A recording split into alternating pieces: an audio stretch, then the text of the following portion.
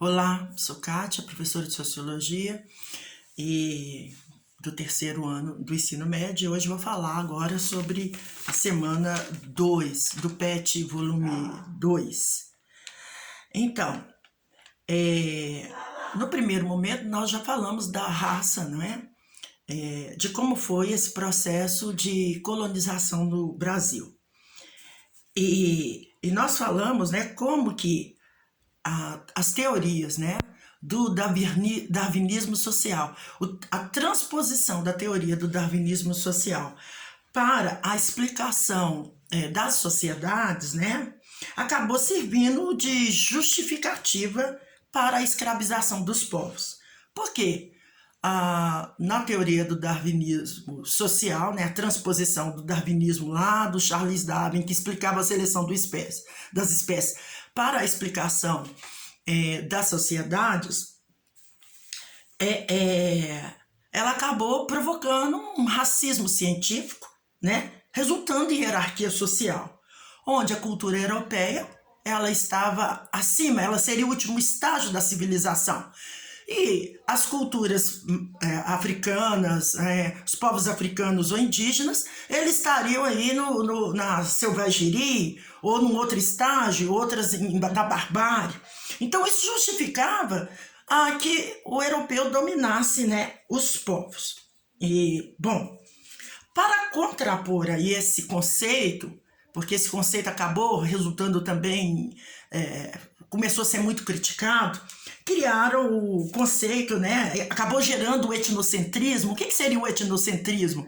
É ter a cultura no centro. Então, quando você tem a sua cultura no centro e você começa a olhar para ela e achar que ela é melhor do que as outras, você começa a hierarquizar as demais. E isso acontece todo dia. Se eu olho para alguém, eu tenho que tomar muito cuidado, porque se eu olho para alguém e não gosto de alguma coisa, ou eu tenho já no meu pensamento algo contra aquilo, eu posso classificar aquela pessoa de uma forma indevida. Então, tenho que tomar cuidado.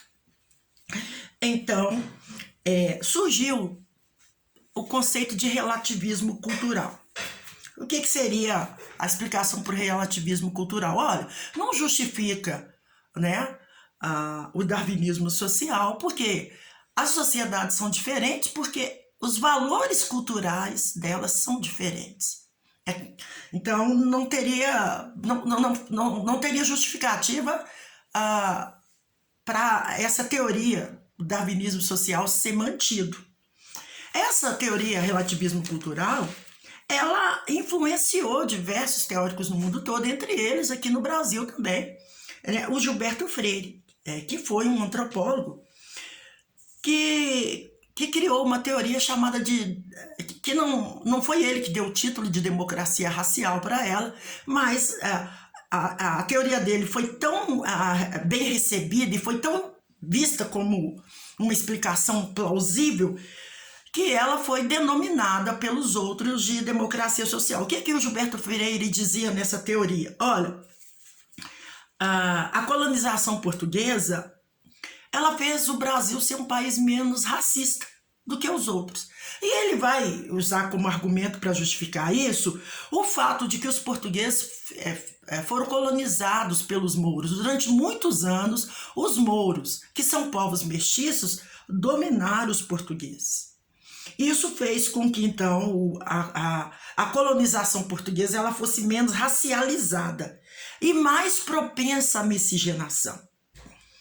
E que isso seria uma vantagem civilizatória, porque o Brasil teria relações raciais mais harmônicas, né?